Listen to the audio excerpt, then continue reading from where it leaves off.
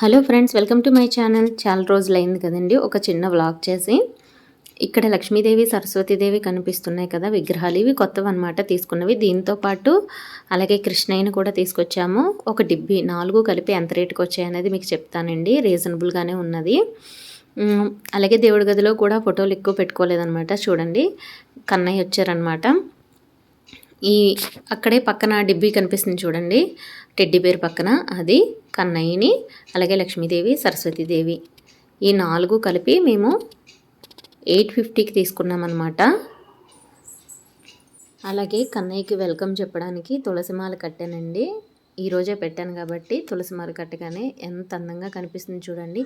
ఆ ప్లేస్కే కన్నయ్య వల్ల అందం అనేది వచ్చిందనమాట. చిన్నగా నీట్గా ఇలా సర్దాను. ఉన్న వాటితోటే సర్దానండి. చాలా రోజుల నుంచి కన్నయ్యని తీసుకుందాం అనుకుంటున్నాను. ఇన్ని రోజులు కుదిరిందనమాట. తర్వాత మా ఇంటి దగ్గర కనకాంబరాలు అనేవి మా ఇంటి దగ్గర ఉన్న మొక్కలకేనండి చాలా వరకు కాసాయి. తీయాలన్నమాట.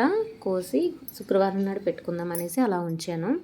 అలాగే ఇంటి దగ్గర టమాటాలు చూడండి 2 చెట్లకి. తర్వాత ఇక్కడ ఇంకా గార్డెనింగ్లో చూపిస్తాను చూడండి. ఈ మొక్క చాలా బాగా పెరుగుతుంది అనమాట. చిన్నది కాయగానే చిన్న మొక్క వేయగానే ఇలా వచ్చేసింది. అది ఇన్సులిన్ మొక్క అండి. ఇన్సులిన్ మొక్క అమెజాన్లో కూడా ఉంది ఇన్సులిన్ మొక్క అని. ఇదేమో సరస్వతి ఆకు అనమాట. సరస్వతి లేహ్యం అది చేస్తారు కదా, అది సరస్వతి ఆకు. దీన్ని ఇలా మొత్తం ఆకులు అనేవి కోసి ఒక్కొక్కసారి చారు తాలింపులో వేస్తానండి. ఈసారి అయితే మాత్రం కొద్దిగా ఎక్కువగానే కోసాను. ఇది నేలవేమండి. చూడండి, ఇది నేలవేమో చాలా చేదుగా ఉంటుంది అనమాట. ఇదేమో టమాటా మొక్క. నేలవేమో వేపాకు కంటే చేదుగా ఉంటుందండి, చాలా ఓవర్ హీట్ కూడా. ఇలా అయితే తీసుకున్నానండి సరస్వతి ఆకు. దీంతో నేను కొద్దిగా జ్యూస్లో చేసి పిల్లలకి ఇస్తాను.